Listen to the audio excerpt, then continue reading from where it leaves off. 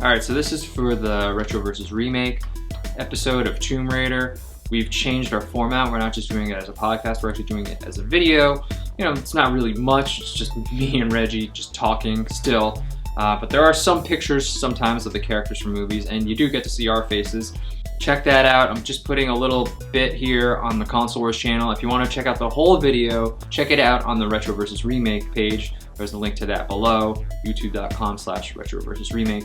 Here's us talking about the Tomb Raider films. Enjoy. Exotic locations around the world. A daughter finishing her father's work.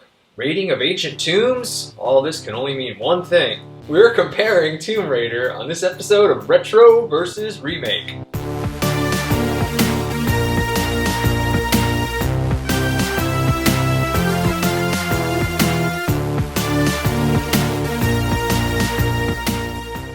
I'm Reggie Parker. And I'm Dan Buick. Welcome to another episode of Retro vs. Remake. Look at this live version. Look at this. You can actually see us this time. Yep. So this is the podcast, right? I guess you could call that, where we compare movies and their remakes, or in this case, reboots. This is actually a reboot episode we're doing today, and the movies we're comparing are Tomb Raider. Specifically, Lara Croft Tomb Raider versus Tomb Raider. Rise of the Tomb Raider, I believe. No, is it called Rise of the Tomb Raider? No, it's just Tomb Raider. Okay. Oh, that's a Star Wars joke. Yeah. I got it. All right, Lara Croft Tomb Raider 2001, starring Angelina Jolie, Ian Glenn, John Voight, Daniel Craig, Noah Taylor. And I just want to point out that we have two Game of Thrones alum here. We have Ian Glenn, yeah, and Noah Taylor. Yeah, those two guys from Game of Thrones. I just wanted to point that out. Anyway, directed by Simon West, who also directed one of my favorite movies, Con Air. Oh, nice. Screenplay by Paul Massett and John Zinman, and music by Graham Revell. Tomb Raider 2018, starring Alicia Vikander, Dominic West, Walton Goggins, Daniel Wu, Kristen Scott Thomas, and a cameo by Nick Frost. Directed by Roar Uthaug. Screenplay by Geneva Robertson-Dwart and Alistair Siddons. Music by Tom Holkenborg. Okay. Reggie, what was your first experience with either film? I've seen Lara Croft Tomb Raider. A lot. A lot. Not a lot. But I've watched the movie multiple times. I was thinking about this before the podcast. This is one of those times where people ask about video game movies and being true to the source material or even being good. I played Tomb Raider a bunch. I've watched this movie several times. I'm familiar with the genre. Without getting into the spoiler territory, this is a very Tomb Raider movie. You know, the remake, not so much. This is my first time seeing a remake, but I did play a little bit of the Tomb Raider game that's based off of. And again, without getting into spoiler territory, Tomb Raider. Tomb Raider, there you go. I guess I had seen bits of the Lara Croft Tomb Raider. Yeah. I never watched it in theaters or anything. I do remember when it came out, it was like a big deal. I think it made a huge deal. Yeah, I saw like billboards everywhere. It made a lot of money too. But I didn't watch it until it was on HBO. But I didn't watch the whole thing. I honestly just wanted to see Angelina Jolie as Lara Croft. That's why we were all there. Yeah, because I never actually played any of the Tomb Raider games. I just knew it was a lady who raided tombs, yeah, and she was known for some things, some very specific things. The character models were interesting. Yeah, it was really interesting. But I never had a PlayStation, so that's why I never played those. Well, I also didn't have a PlayStation. I had the misfortune to play this on Sega Saturn. Oh, yeah! Dip. I played a Console Wars episode on that. But honestly, this film kind of feels like kind of the early days of the internet to me, almost, where you have this outlandish character, and then you have an actress that is trying to portray that, and I think that's why the internet went crazy when Angelina Jolie got cast as this sort of iconic video game character. For reasons you described. For a couple of reasons. Yeah, so I was kind of familiar with that. I was actually more familiar with the soundtrack of this movie, which we'll get into throughout our discussion. And the the reboot, Tomb Raider from 2018, I had never seen. I had never played the game like Reggie has over here, so it was all fresh for me. Good. All right. Well, oddly enough, these are two completely different plots, but Right. they kind of follow a very similar outline. I was actually able to make a synopsis for this. So before we get into our discussion, let me just go over the synopsis. Lara Croft is the heir to the Croft fortune. In her manor, she discovers her father's notes. These notes were written for Lara years ago before he left her. In the notes, he tells her that there is a power that must be destroyed. Lara uses these notes to continue her father's research to find the artifact. Lots of action ensues. Along the way, she meets our antagonist. He's looking for the same thing Lara is. He works for a corporation who will use that discovery for evil. On top of that, the antagonist also claims he killed Laura's father years ago. Some more action ensues. Eventually, Lara and the antagonist have to work together. They raid an ancient tomb and find what they are looking for. The artifact is ultimately destroyed by Lara, and so is the antagonist. And then both movies end their respective ways. Okay, so, like I said, one completely different plots, but they follow this outline pretty close. As a fan of the game series, there is a structure, and I think that's why both films are able to kind of explore the same type of adventure. Is her father big in the games? Because he's like big in these movies. The father, I've played a lot more of the original series. Mm-hmm. The father is an element. I mean, it's part of her sort of motivation, and it's brought up so that it also sort of explains something we'll get into her wealth, because that's a big reason why she can go on so many adventures. Yeah, it's kind of like the Bruce Wayne thing. Yeah, I got my totally. parents' money. Totally. Yeah. But not that big. He's an afterthought after a while. Yeah. I was just like so surprised, like, oh, we're bringing him back. He got killed again. But it's like, gee, wow, this is insane. All right, so like I said, these are completely different plots, so I think that's where we should start with our discussion. Don't want to get into too much detail, so maybe we can just talk about what Lara was trying to get. So, if you're raiding a tomb, you need a treasure of some sort. In the original film, which actually, when you're talking about Lara Croft's life, is later in life, but in Lara Croft Tomb Raider, she's going after a triangle key, which will unlock a supernatural secret that, as you mentioned, the evil corporation's after as well. But you can't just get the key, Reggie, to use it. That's fair. You have to wait for all the planets to align. And this happens once every 5,000 years. Don't worry, you'll know that because they will tell you several times throughout the film. You will hear a lot that we got one chance, or it's going to be five. Like, the number of characters that make the joke, well, I'm not waiting 5,000 more years, is out of control. And then the fact that she's like, before like she even discovers like anything from her father's notes, she just happens to be just watching the planets align on this monster telescope that she has. And she's like, hey, Bryce, look, it's the planets align once every 5,000 years. This is quite incredible. It's like, how are you on the same thing the villains are before you even found the thing to go on your journey? It's pretty insane. And like, these villains are committed.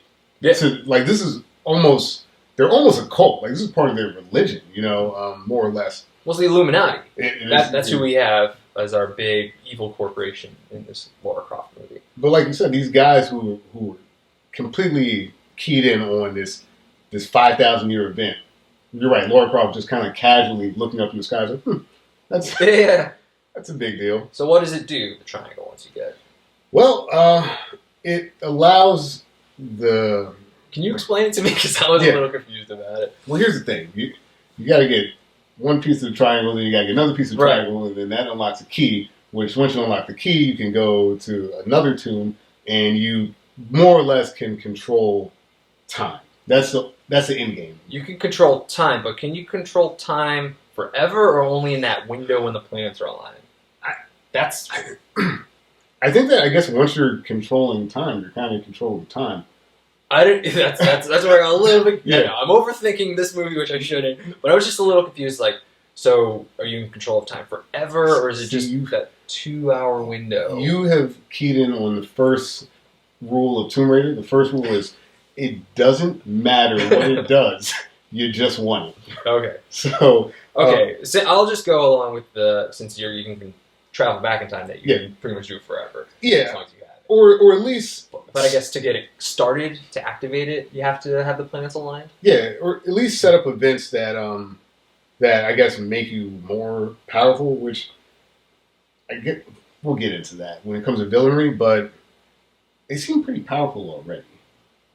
Yeah. But you can always be more powerful. Right. Yeah. So that is a multi-step supernatural process that involves a triangle key and a lot of different locales, so we can see our protagonist in a lot of different get-ups. Which is one of the reasons she signed on for the movie. She wanted to go to different locations, but we'll get to Angelina in a bit. But I guess it's kind of like a video game because you got to go here, you got to go here, here, you got this, that. Fetch quest. Fetch quests, exactly. So that's pretty much the plot of Lara Croft Tomb Raider, as opposed to Tomb Raider, where we're going after an ancient Japanese queen/witch that had powers of death and destruction that were unfathomable, that was then locked away in a secret location now known as Himiko's tomb. And in that tomb there are secrets, again, unfathomable, that could lead to death, which gives you the power of death, and that's something. Yes! That's such an easy plot to follow. You're following that, right?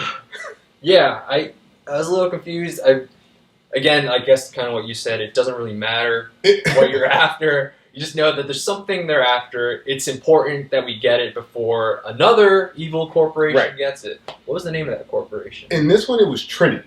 Oh, the Trinity. The Trinity, yeah. So Illuminati and Trinity in this one. Okay. And I mean, this is a theme that's, like I said, across the board, any Tomb Raider game, the hope of all of society rests in the hands of a Tomb Raider, Lara Croft specifically, and some sort of evil do-bad thing that if they get their hands on it before Lara, the world as we know it is over. And that's more or less how Tomb Raider works. It's not just about money. It's about the world. Right. For all of these games. Wow. That poor girl. So much weight on her shoulders. Oh, my God. It completely, insane amount of weight on one person's shoulders. Consistently and constantly. But I think that kind of gets a little bit in the tone when we're talking about the films, whereas I'm going to try not to confuse ourselves and the audience too much. When I say the original, I'm actually chronologically talking about the future, but we'll just say Lara Croft Tomb Raider. In Lara Croft Tomb Raider, they really kick up the supernatural in that film in ways that are,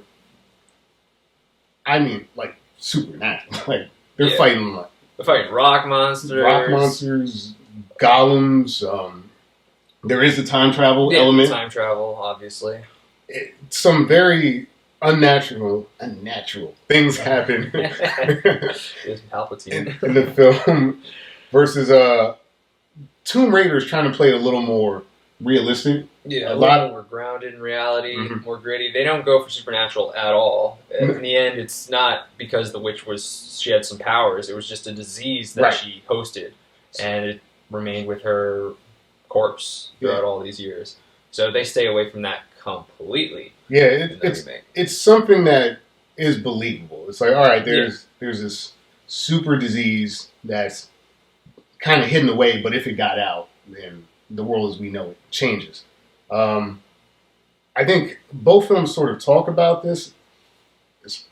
Jumping around is hard to kind of lock down, but all myth, as they say in at least one of the films, all myth is grounded in reality, and Tomb Raider is very much trying to show that myths, though they seem supernatural, can be explained. And I think they're going for trying to make this sort of iconic character more believable in a real world sense. Yeah. Which you don't have to. You don't have to, but I guess it makes sense. Try to differentiate yourself from the Lara Croft Tomb Raider. So yeah, makes sense to me. Kind of like in our episode about True Grit. This is a gritty reboot of the Tomb Raider franchise. Yeah. And tonally, by getting away from the supernatural, I think that they're much closer to that gritty definitely element.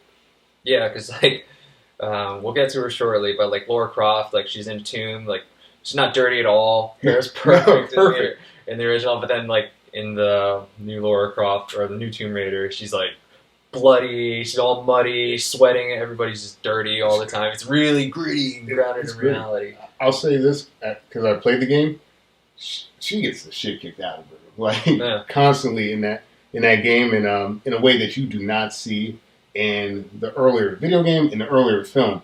They have this very unrealistic idea of what Tomb Raider would be doing, but or what she's wearing. Right. Or like basic physics, because I don't know how much she'd be able to pull that off with Angelina Jolie's body type, as it were. But I guess, should we get into that? Yeah, let's talk about Lara's. So as we said, we have Lara Croft Tomb Raider played by Angelina Jolie, and then Tomb Raider in 2018 played by Alicia Vikander. All right. Where do you want to start with these comparisons? If you want more, click on the video to pick up right where you left off, and feel free to subscribe to the channel while you're at it.